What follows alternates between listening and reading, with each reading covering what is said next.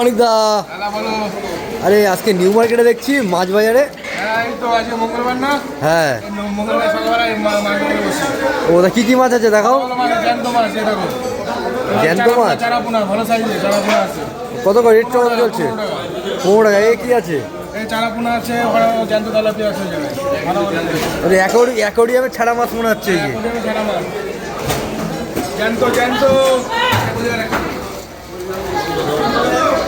তা কি মঙ্গলবার এই সবই বেচো?